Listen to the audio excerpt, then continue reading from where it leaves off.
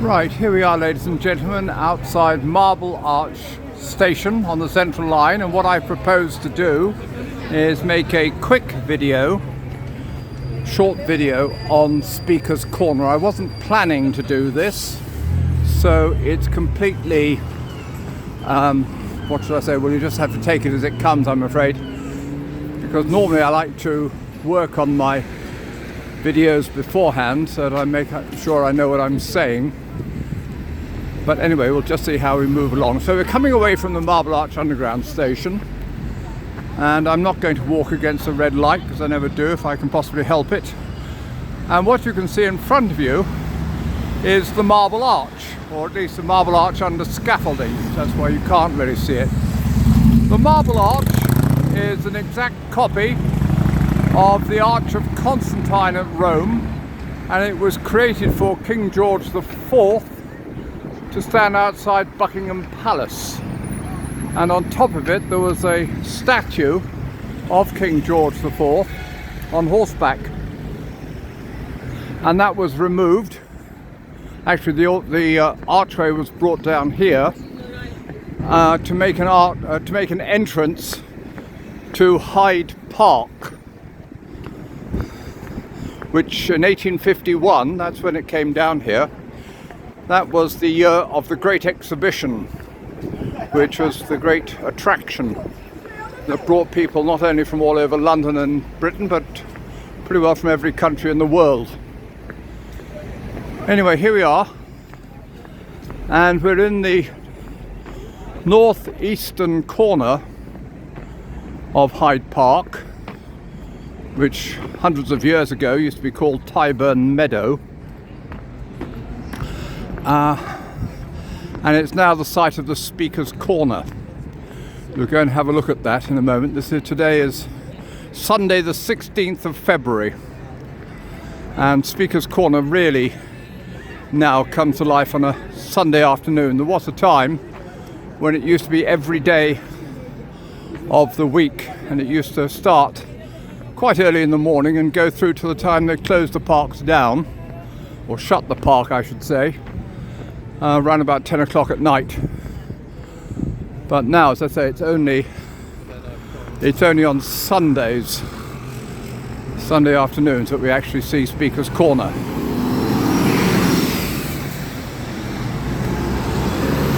So, the right to hold public meetings is one of those rights which is enshrined in English common law and has been for hundreds of years, but from time to time the governments try to suppress it.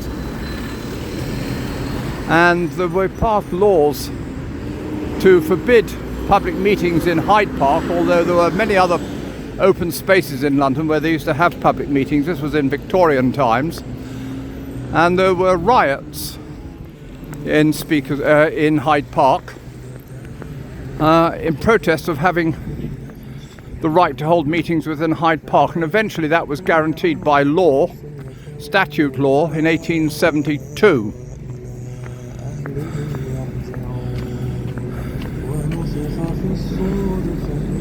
Now,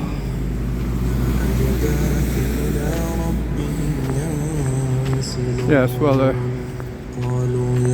got electronic equipment. That's one of the things which is forbidden actually in the park. A lot of forbidden that actually takes place. Never mind. Now, this is the area of Speaker's Corner that I call the cockpit, and it's almost, well, it's completely deserted. There's nobody here speaking at the moment, but when I first came down here in the 1970s, this part was really the heart of Speaker's Corner, and then you had one or two other meetings over on the Broadwalk, and I'll go to the Broadwalk in just a moment, but I'd just like to have a look round here just to show you one or two things.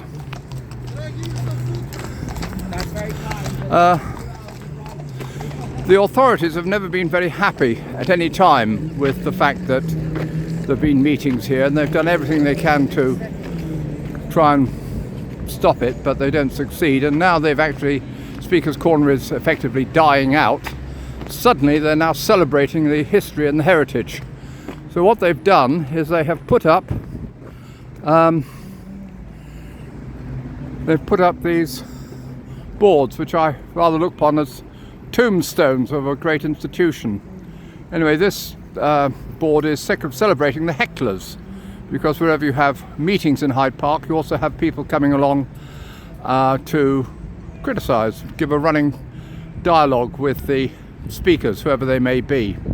And down here, ladies and gentlemen, just to show you, there's an interesting little photograph. Can you see it? And this gentleman I'm now pointing to, that is Mr. Daniel Pinner,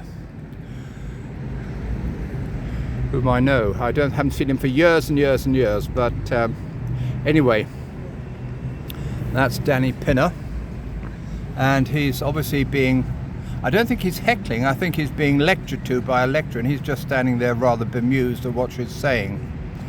But anyway, that's Danny Pinner.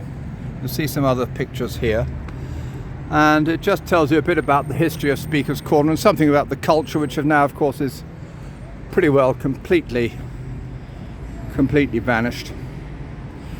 But it's always great to have, now 2025, it's quite remarkable that in fact the meetings still continue. I think what I'll do is just turn over